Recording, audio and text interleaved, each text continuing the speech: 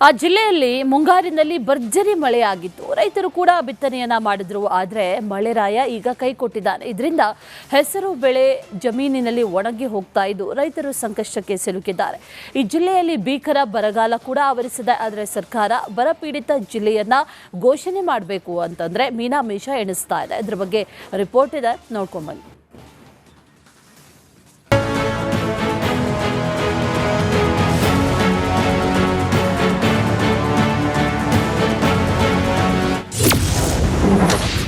ಗದಗ ಜಿಲ್ಲೆಯಲ್ಲಿ ಭೀಕರ ಬರಗಾಲ, ಬರಪೀಡಿತ ಜಿಲ್ಲೆ ಘೋಷಣೆಗೆ ಆಗ್ರಹ.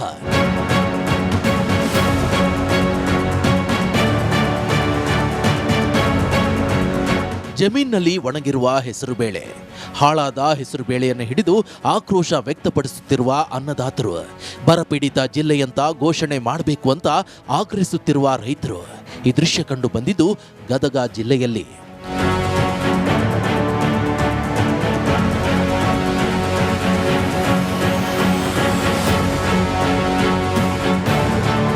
ಗದಗ ಜಿಲ್ಲೆಯ ರೋಣ, ಶಿರಹಟ್ಟಿ, ನರಗುಂದ, ಗಜೇಂದ್ರಗಡ, ಲಕ್ಷ್ಮೇಶ್ವರ ಸೇರಿದಂತೆ 7 ತಾಲೂಕಿನಲ್ಲಿ ಭೀಕರವಾದ ಬರ ಆವರಿಸಿದೆ. ಮಳೆ ಕೈಕೊಟ್ಟ ಪರಿಣಾಮ ಮುಂಗಾರು ಹಂಗಾಮಿನಲ್ಲಿ ಬಿತ್ತನೆ ಮಾಡಿದ ಹೆಸರು, ಶೇಂಗಾ, ಮೆಕ್ಕೆಜೋಳ ಸೇರಿದಂತೆ ವಿವಿಧ ಬೆಳೆಗಳು ಒಣಗಿ ನಾಶವಾಗಿವೆ. ಮಳೆಗಾಗಿ ಕಾಯುತ್ತಿದ್ದ ರೈತರಿಗೆ ನಿರಾಸೆಯಾಗಿದ್ದು, ಈಗ ಮಳೆ ಬಂದರೂ ಯಾವುದೇ ಬೆಳೆ ಬರೋದಿಲ್ಲ ಅಂತ ರೈತರು ಗೋಳಾಡ್ತಿದ್ದಾರೆ. ಗದಗದ ಗಂಗಿಮಡಿ ಪ್ರದೇಶದ ರೈತ ಶಿವಾನಂದ್ 40 ಎಕರೆ ಪ್ರದೇಶದಲ್ಲಿ ಹೆಸರು ಬೆಳೆ ಬೆಳೆದಿದ್ರು. ಆದರೆ ಮಳೆ ಕೊರತೆಯಿಂದ ಸಂಪೂರ್ಣ ಬೆಳೆ ಒಣಗಿ ಹೋಗಿದ್ದು ಲಕ್ಷಾಂತರ ರೂಪಾಯಿ ನಷ್ಟ ಆಗಿದೆ ಅಂತ ಅಳಲು ತೋಡಿಕೊಳ್ಳುತ್ತಿದ್ದಾರೆ. ಈ ಗದಗ ಜಿಲ್ಲಾ ಬರಪೀಡಿತ ಅಂತಂದು ಘೋಷಣೆ ಮಾಡ್ಬೇಕು. ಆ ರೈತರು ಬೆಳೆದಂಥ ಬೆಳೆ ಎಲ್ಲ ಅಂತೂ ಸಂಪೂರ್ಣ ಹಾನಿ ಆಗೈತಿ.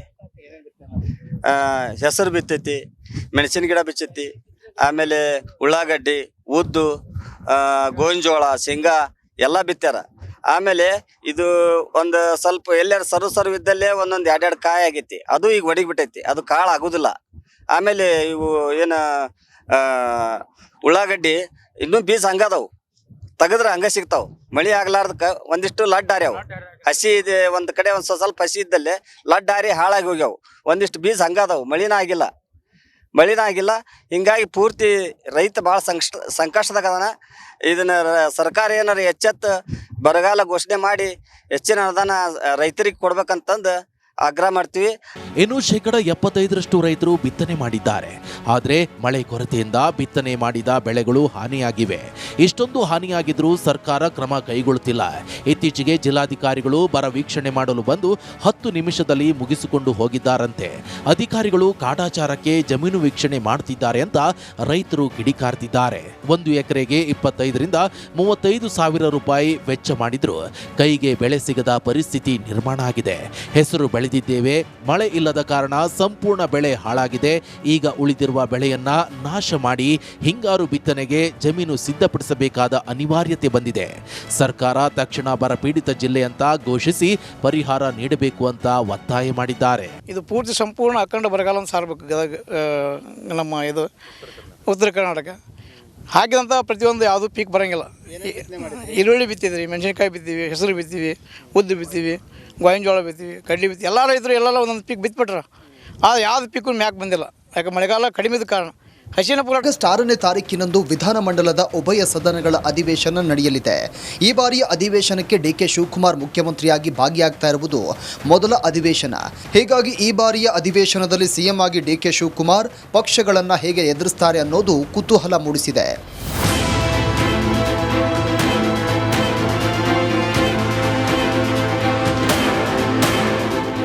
ರಾಜ್ಯದಲ್ಲಿ ಬರಗಾಲ, ಬೆಡದಿ ದಂಗಲ್, ಆನೇಕಲ್ ಕೈಗಾರಿಕೆಗೆ ಭೂಸ್ವಾಧೀನ ಹೀಗೆ ಸಾಲು ಸಾಲು ವಿಷಯಗಳು ವಿಪಕ್ಷಗಳಿಗೆ ಅಸ್ತ್ರವಾಗಿವೆ. ಈ ಅಸ್ತ್ರಗಳಿಗೆ ಮುಖ್ಯಮಂತ್ರಿಯಾಗಿ ಡಿಕೆ ಶಿವಕುಮಾರ್ ಯಾವ ರೀತಿ ಪ್ರತ್ಯಸ್ತ್ರವನ್ನು ಹೂಡ್ತಾರೆ ಅನ್ನೋದನ್ನ ಕಾದು ನೋಡಬೇಕು. ಇದರ ಜೊತೆಗೆ ಈ ಬಾರಿ ಪರಿಷತ್ನಲ್ಲಿ ಸಭಾಪತಿ ಮತ್ತು ಉಪಸಭಾಪತಿ ಇಬ್ಬರು ಬದಲಾವಣೆಯಾಗುವ ಸಾಧ್ಯತೆ ದಟ್ಟವಾಗಿದೆ. ಸಭಾಪತಿ ಹೊರಟ್ಟಿ ಅವರನ್ನ ಮುಂದುವರಿಸಲೇಬೇಕು. ಪರಿಷತ್ನಲ್ಲಿ ಅತ್ಯಂತ ಹಿರಿಯರು ಎಂಬ ಒಗ್ಗಟ್ಟಿನ ಮಂತ್ರವನ್ನ ಈ ಬಾರಿ ಮುರಿಯುವ ಸಾಧ್ಯತೆ ಇದೆ. ನೂತನ ಸಭಾಪತಿಗಳಾಗಿ ಬೋಸರಾಜು ಅಥವಾ ಸಲೀಂ ಅಹಮದ್ ಆಗುವ ಸಾಧ್ಯತೆ ಇದೆ. ಜೊತೆಗೆ ಉಪಸಭಾಪತಿಯಾಗಿ ಇದ್ದ ಪ್ರಾಣೇಶ್ ಅವರ ಸ್ಥಾನ ಅಮಾನತಿನಿಂದ ಈ ಸ್ಥಾನಕ್ಕೆ ಹೊಸಬರ ಆಯ್ಕೆ ನಡೆಯಲಿದೆ. ಕಾಂಗ್ರೆಸ್ನಲ್ಲಿ ಬಸವರಾಜ ಹೊರಟ್ಟಿ ಅವರ ಬದಲಾವಣೆ ಆಗಬೇಕು ಅಂತ ಕೆಲವರು ಒತ್ತಡ ತರ್ತಾ ಇದ್ದಾರೆ.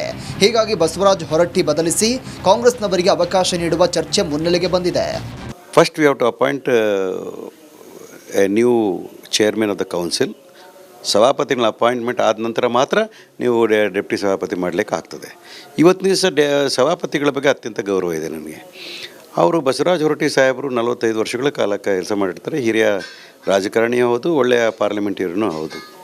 ಆದರೆ ಅವ್ರು ಹೇಳಿದರು, ಅವಾಗವಾಗ ಹೇಳಿದರು, ಯಾವಾಗ ನನ್ನ ಪಕ್ಷಕ್ಕೆ ಮೆಜಾರಿಟಿ ನಾವು ಕಳ್ಕೊಳ್ತೀವೋ ಒಂದು ಕ್ಷಣವೂ ಅಧಿಕಾರದಲ್ಲಿರಲ್ಲ ಅಂತಂದರು. ನಾನು ಮೊನ್ನೆ ನಾವು ನೋಡಿದಾಗ ನಾವು 40 ಜನ ಮೆಂಬರ್ಗಳಿರಬೇಕಾದ ಸಂದರ್ಭದಲ್ಲಿ ಮೆಜಾರಿಟಿ ಕಾಂಗ್ರೆಸ್ ಆಗಿರೋ ಸಂದರ್ಭದಲ್ಲಿ ಅವರು ವಾಲಂಟಿಯರಾಗಿ ರಾಜೀನಾಮೆ ಕೊಡ್ತಾರೆ ಅಂತ ಅಂದ್ಕೊಂಡಿದ್ದೆ. ಇವತ್ತಿನವರು ಕೂಡ ಕೊಡಲಿಲ್ಲ. ಉಪ ಸಭಾಪತಿ ಪ್ರಾಣೇಶ್ ಬದಲಾವಣೆ ಸಂದರ್ಭ ಬಸವರಾಜ ಹೊರಟ್ಟಿಯವರನ್ನ ಬದಲಾವಣೆ ಮಾಡಲು ಕಾಂಗ್ರೆಸ್ಗೆ ಈಗ ಒಂದು ನೆಪ ಸಿಕ್ಕಂತಾಗಿದೆ. ಆದರೆ ಬಿಜೆಪಿ ಪರಿಷತ್ ಸದಸ್ಯ ಎನ್ ರವಿಕುಮಾರ್ ಹೊರಟ್ಟಿ ಅವರನ್ನ ಮುಂದುವರಿಸುವುದು ಒಳ್ಳೆಯದು ಅಂತ ತಮ್ಮ ಅಭಿಪ್ರಾಯವನ್ನ ಹಂಚಿಕೊಂಡಿದ್ದಾರೆ.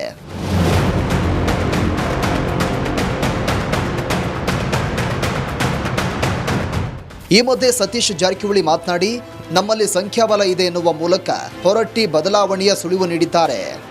ಅದ್ರ ಬಗ್ಗೆ ನಮಗೇನು ಮಾಹಿತಿ ಇಲ್ಲ. ಒಂದೇ ಸರಿ ಮಾಡ್ತಾರೆ, ಕೆಲವರು ಹೇಳ್ತಾರೆ, ಕೆಲವು ಇಟ್ಕೊಳ್ತಾರೆ ಅಂತ ಹೇಳ್ತಾರೆ. ಯಾವುದಾದ್ರೂ ಆಗಲಿ, ಯಾಕಂದರೆ ಸುಮಾರು ಜನ ಮತ್ತೆ ಅವ್ರವ್ರ ಖಾತೆ ನೋಡಲಿಕ್ಕೆ ಅನುಕೂಲ ಆಗ್ತದೆ. ಸೊ ಮೊದಲ ಬೇಗ ಆಗಲಿ ಅನ್ನೋದು ಅಷ್ಟೇ ನಮ್ಮದವರು. ಇದಿಷ್ಟು ವಿಧಾನ ಪರಿಷತ್ನಲ್ಲಿ ವಿಶೇಷ ಕಂಡು ಬಂದರೆ, ಇನ್ನು ವಿಧಾನಸಭೆಯಲ್ಲೂ ಕೂಡ ಈ ಬಾರಿ ಯುಟಿ ಖಾದರ್ ಅವರಿಂದ ತೆರವಾದ ಸ್ಪೀಕರ್ ಸ್ಥಾನಕ್ಕೆ ಹೊಸಬರು ಆಯ್ಕೆಯಾಗಲಿದ್ದಾರೆ. ನೂತನ ವಿಧಾನಸಭೆ ಸ್ಪೀಕರ್ ಆಗಿ ಯುಟಿ ಖಾದರ್ ಬದಲಿಗೆ ದಿನೇಶ್ ಗುಂಡೂರಾವ್ ಅಥವಾ ಎಚ್.ಕೆ. ಪಾಟೀಲ್ರನ್ನ ಕಾಣಬಹುದು. ಸಮರ್ಪಕವಾಗಿ ಕಾರ್ಯನಿರ್ವಹಿಸಿದ್ದ ಯುಟಿ ಖಾದರ್ ಸ್ಥಾನವನ್ನ ಯಾರು ತುಂಬಬಹುದು ಅನ್ನೋದು ಕೂಡ ಕಾಂಗ್ರೆಸ್ನಲ್ಲಿ ಚರ್ಚೆ ಇದೆ.